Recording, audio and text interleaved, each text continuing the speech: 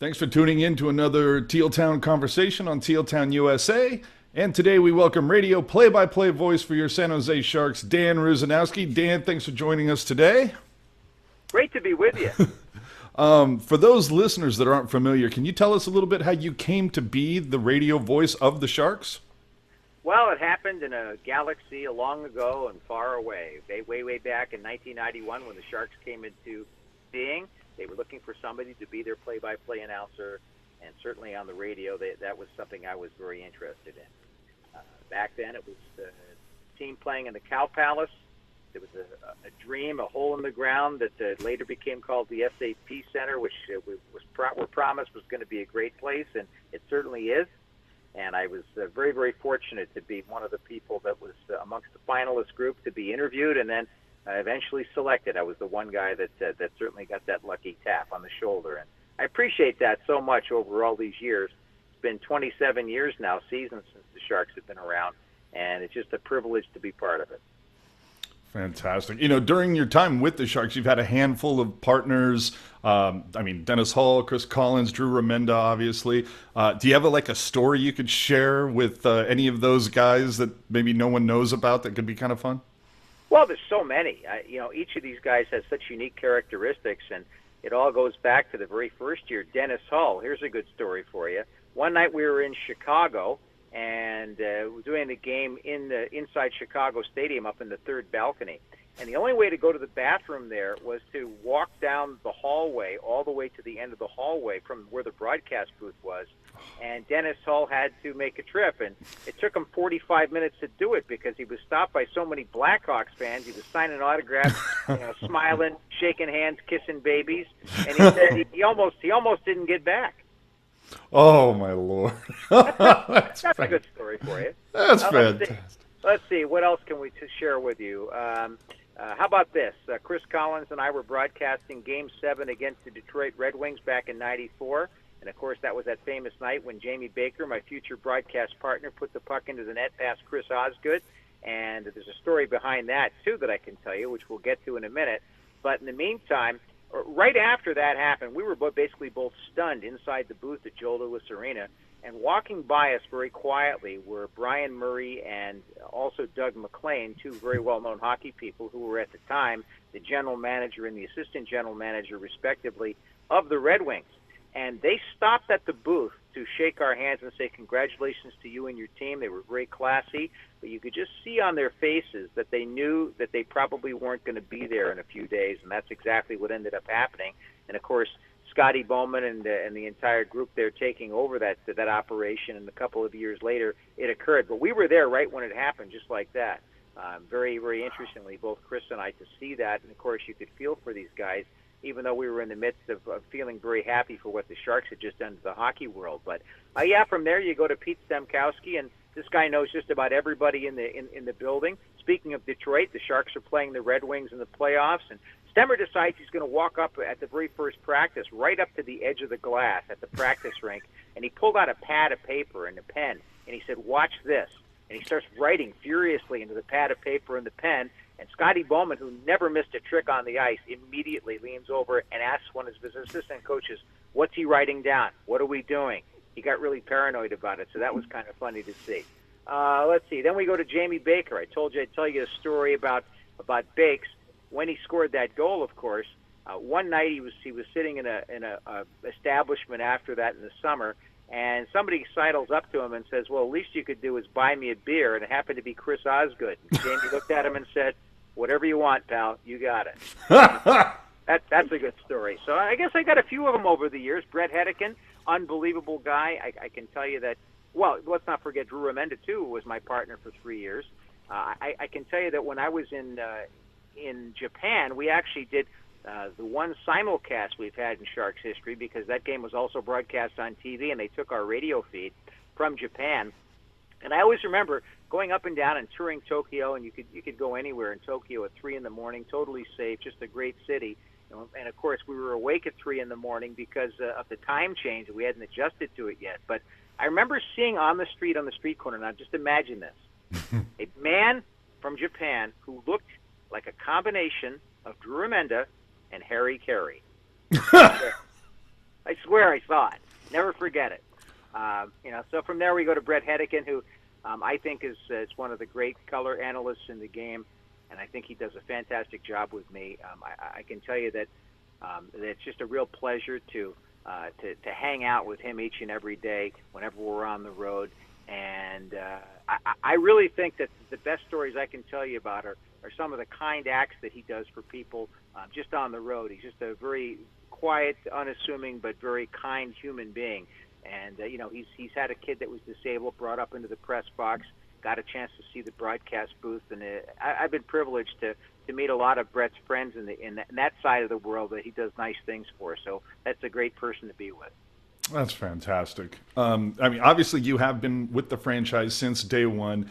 And rather than asking the usual, what's your most memorable call or what's your favorite call, we want to know, what is your quirkiest call? And we recently spoke with Randy Hahn, and he said for him it would probably be Marc Bergevin throwing the puck into his own net in St. Louis in 2000. Would that be the one for you? Is there something else that strikes you, like Nabby's power play goal or something? Well, Nabby's goal certainly was a memorable one for me, although I must say, now that you jog my memory with that Bergevin moment, that was one of the craziest moments we've ever seen in the history of this franchise.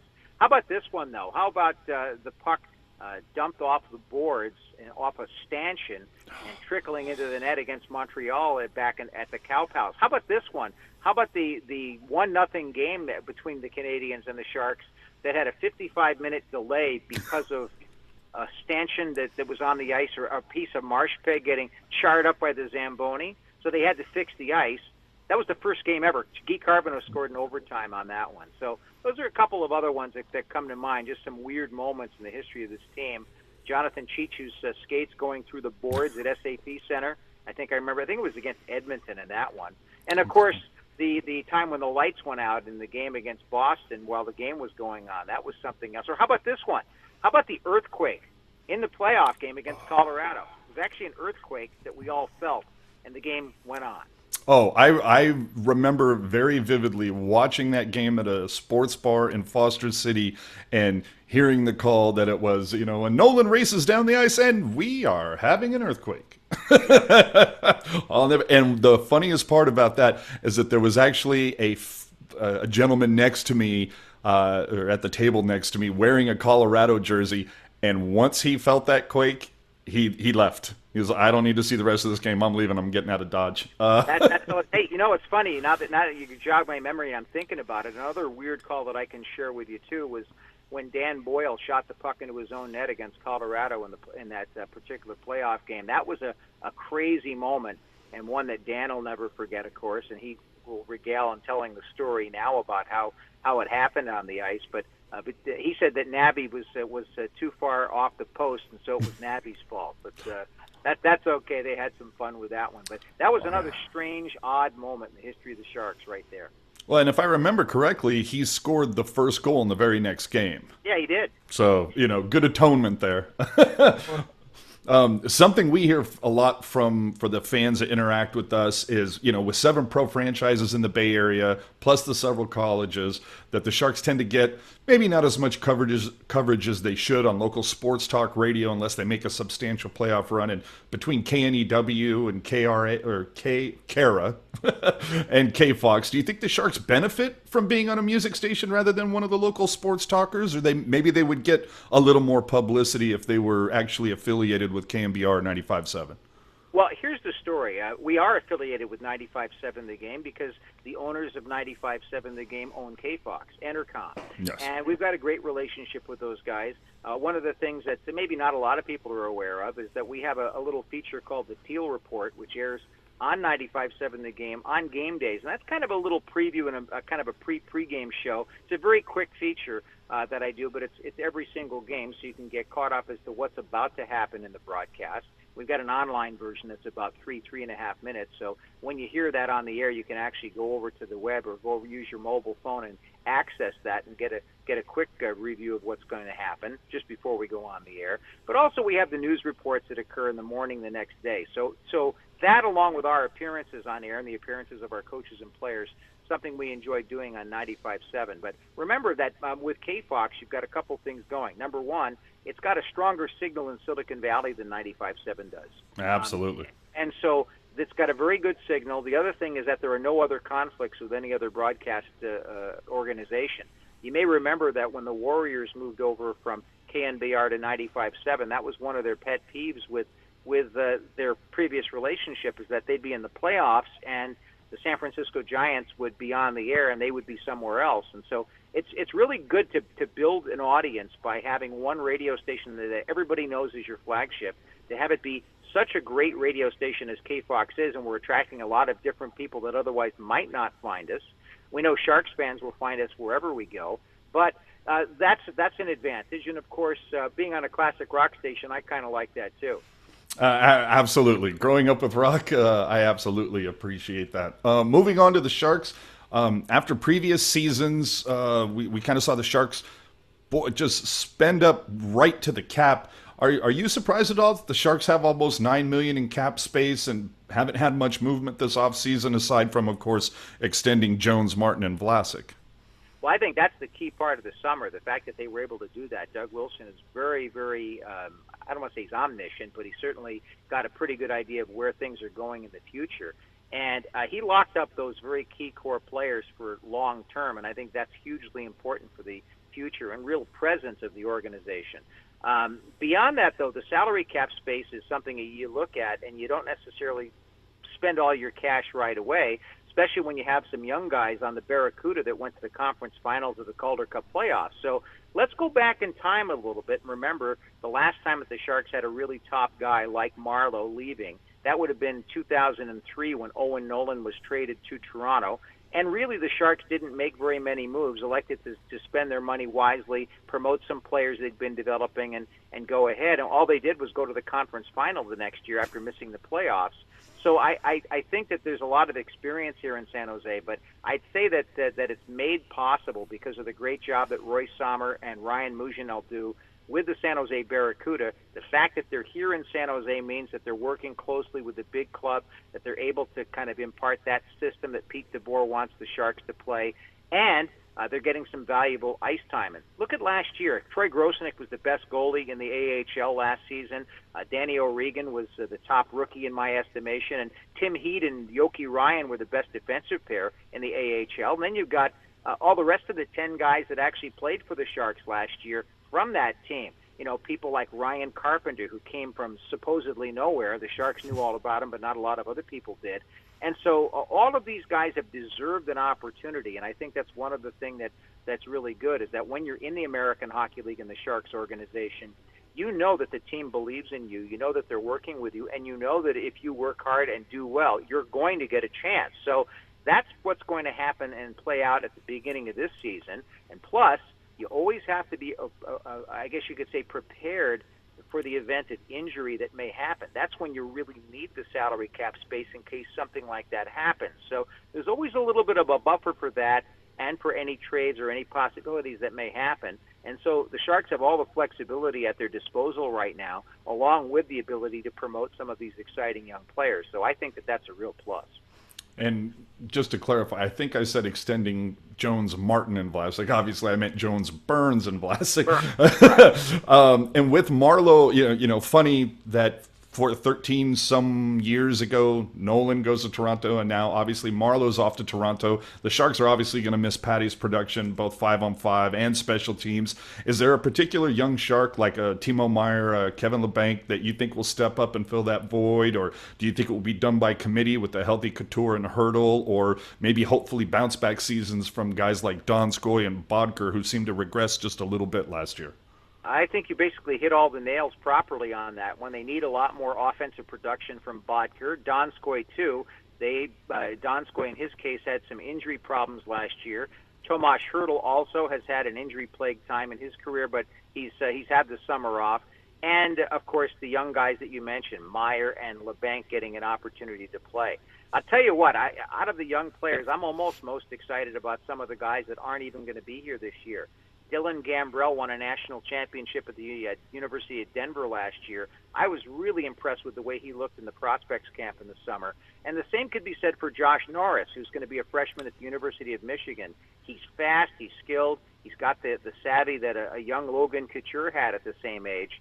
And so he's going to be part of this organization at some point in the future. But neither of those guys is even going to be here. And yet I'm very excited about the job that Tim Burke and the staff have done to find those players and get them onto the Sharks list by drafting them. So watch out for those guys. But also, I think you really got to look at the upgrades and the experiences that Meyer and LeBanc had last year in a Sharks uniform. You combine that with their playoff experiences in the AHL, and you're going to have a more mature player in each of those guys coming back and maybe getting an opportunity. So those things are pretty exciting to think about as well. Absolutely. And then we also know that assistant coach Bob Bugner has moved on to Florida during this offseason, while the Sharks have brought back Rob Zettler and brought in Dave Barr. Do you think we'll see some significant changes at all to the Sharks' style of play, particularly on special teams? That, as we know, the power play wasn't the greatest, wasn't setting the world on fire there towards the end of the last season. No, that's really the difference between Joe Pavelski being among the top goal scorers in the game again last year, probably because the power play production was off a bit. I think that's a work in progress. Obviously, when you have that one power play unit that's so great for so long, eventually people start keying on it. And San Jose did a lot last year. Pete DeBoer and the staff with Steve Spott as part of that were working on trying to develop a second power play unit. And they had flashes of showing that was going to be there, and it's going to get better this year. They'll have a solid two groups of power play guys out there. I think if Tim Heed makes the team on defense, he's really good on the power play and somebody that's a mature player even without his NHL experience. And he's in his mid-20s, so he's been around. He's played in the Swedish Elite League. But I think he was one of the top offensive blue liners in the AHL last year, probably number one in my book. So you get those two power play units going, and you have more production. You have some of the pressure taken off of that first unit. And you see some of these guys that have that little nice nose around the net or nose for generating offense, getting it toward the goal. Dave Barr is really good at that, by the way. He's worked with Pete DeBoer in New Jersey before. They went to the Stanley Cup Final together, and he's a guy that's very adept at adjusting to the roster. As far as Rob Zettler is concerned, we all love Zetz. We know that he's a very knowledgeable hockey guy that's going to be able to do the right things in working with people like Brent Burns and Paul Martin that are veterans, and Marc-Edouard Vlasic, and helping them, but also being a really good teacher to young players like Dylan DeMello and Heed and Yoki Ryan and players of that nature. So I think that's just a natural fit. And as to how that's going to work behind the bench, I think it's going to be pretty seamless because Dave Barr and Pete have worked together before, and because Rob Zettler's been around now for the last year and a half, and watching and being part of the organization. And, of course, he's a Shark for life. So I think that's going to work out really well. Well, awesome. I don't want to dominate any more of your time. Thank you so much for joining us here on TealTownUSA, Dan. You can find Dan on Twitter at the handle @Dan Rusanowsky, or on Facebook, facebook.com/Dan.Rusanowsky. Dan, thanks again for joining us, and we'll see you at the tank. I appreciate that. Thanks for the plugs, and we will talk to you again sometime during the season, I'm sure.